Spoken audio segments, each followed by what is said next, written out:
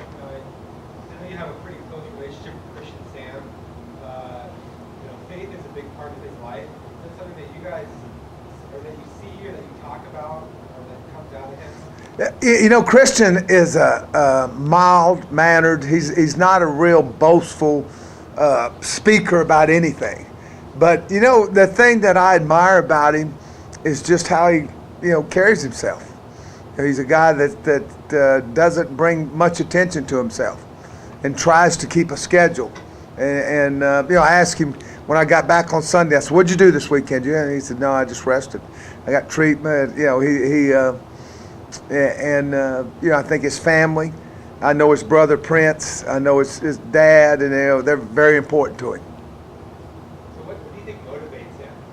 I think I think he is. I think he really enjoys the competition. Now, as I told him today, I had a friend of mine that was my GA 30-something years ago. It reminded me how old I was from the Cowboys today. Here today, a kid named Jim Abrams, and he was asking me about him. I said, he's got all the tools. He's got to get that. How do you say it? I mean, he's got it. It just where he practices to the level that he can play. Let's face it. Practicing football is tougher than practicing basketball or baseball. Where it's contact and he's getting better. So what you talk about the first 5 games that you played like great, defined offenses, spread, power run. So it looks like Washington's offense takes a little of everything. They're very balanced. The reason they're good, besides having good players, is they're very consistent in what they do. They believe in the run game. I've played Chris quite a bit from the time he was at Boise and I was at SMU. It's never changed. He's quarterback friendly. He knows what a good run game can do. For your quarterback. They have number 8, Pettis is great with the skill. They have an up and coming tight end that's a true freshman that last week was phenomenal, and number 19. And they're very balanced. You look at them and you look down the line. It's 50% run, 50% pass. You've got to really look hard to feel like you can get a beat on something that they're doing. It's very similar. Not that it's going to happen this way, but sort of what we thought about Oregon. When they came in there, the teams they played and how we match up, with them and those things. Jake Browning's been very steady. What do you see? He's sneaky good.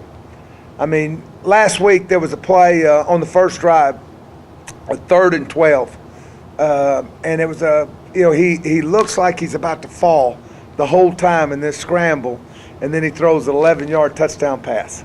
And it looked like, hey, they're going to have to settle for a field goal.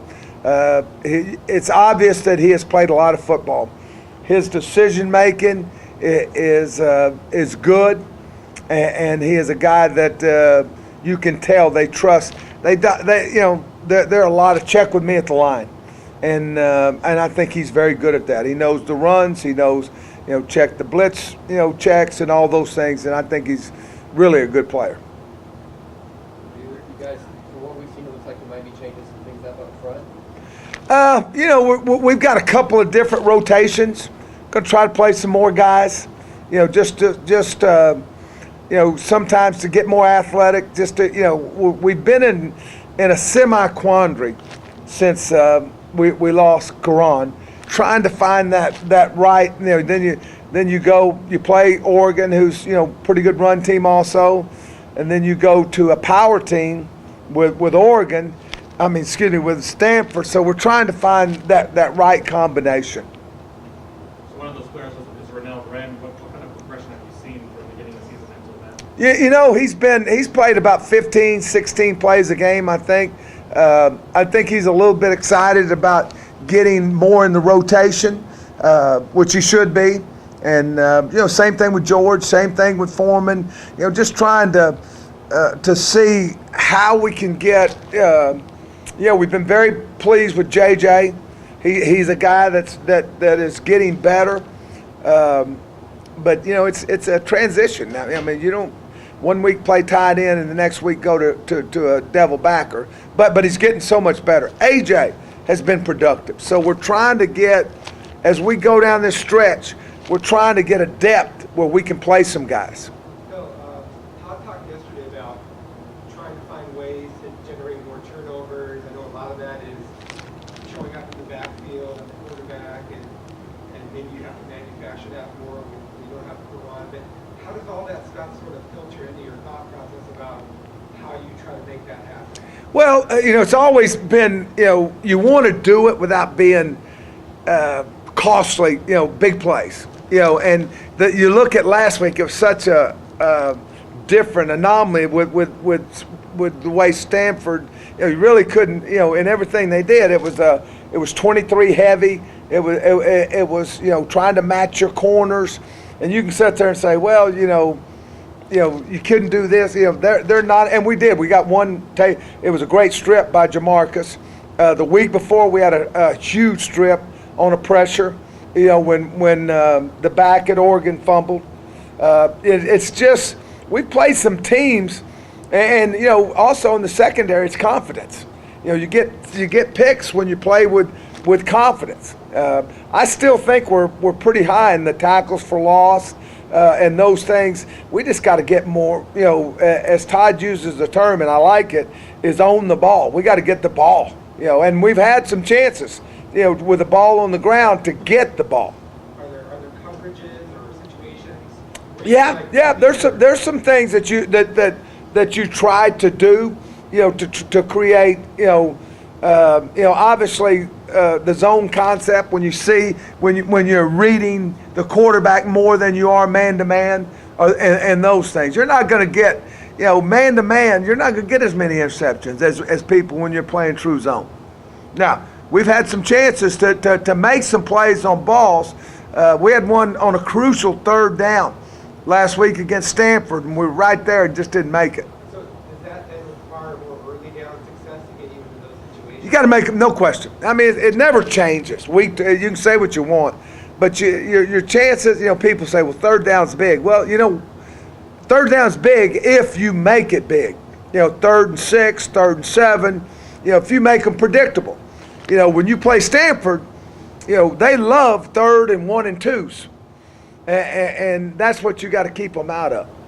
I think that one of the things I can say about Washington, they're not afraid. They had a 4th and 10 against Fresno, and they scored on a run because the quarterback saw something, checked it, ran the zone away from it, touchdown.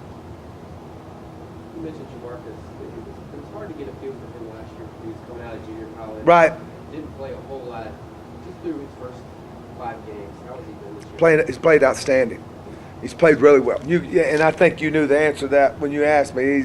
He showed up, and I'm not being smart, Ellie. I mean, he has showed up. He's played hard. For the most part, he's played smart. He's been if I had to say, hey, there's a guy that's been, very consistent for us week in and week out. And you know what? His position's sort of hard. I mean, he's not a big guy. He played San Diego State with 22 personnel. He's played Stanford with 23 personnel. He's played Texas Tech with 10. He's played Oregon with 10. So I think he's been very versatile. I think he's been a guy that I've really enjoyed him, number one. And I think he's really bought into what we're trying to do. He'd had some issues last spring and last season.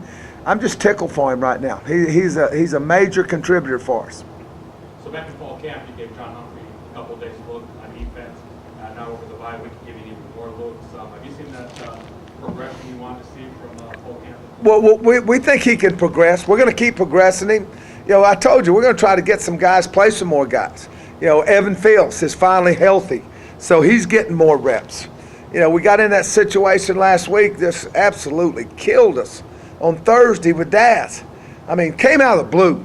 I mean, I'm sitting there thinking, wow, he had a great, Daz was made to play Stanford. And I'm not an excuse maker, but he could have been the missing link for us. That could have been something and DeMonte did an admirable job. But Daz is very athletic.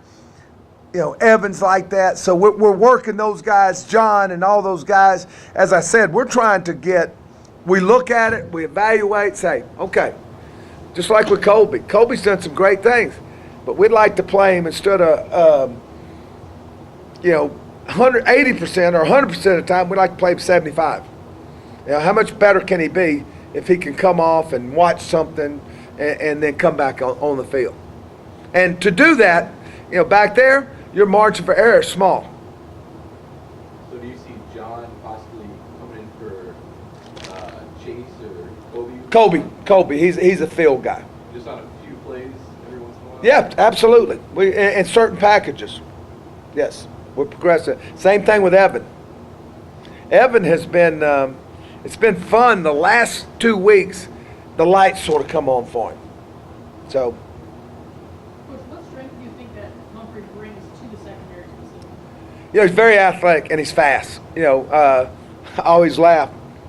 It's ironic. I'm not sure he was real excited when I got hired here because he committed to me at Baylor as a corner, and then Oklahoma convinced him he was a wide receiver. I've known his family, his dad. I recruited his dad out of high school, and he's a great kid, great family. But he's very receptive. And you know what? He's like, when I had Terrence Newman years ago at Kansas State, I mean, very few people knew this, but Terrence was a track guy, just like John was. John ran 10-200 meters at his school in Clear Lake. And Terrence was the same way. And we used to put Terrence, and we'd have 3 routes for him. Coach Snyder would have 3 routes for him, and he would be a factor. If he was in the game, you better get your safeties deep. Very good. Thanks, Coach. Thank you, guys.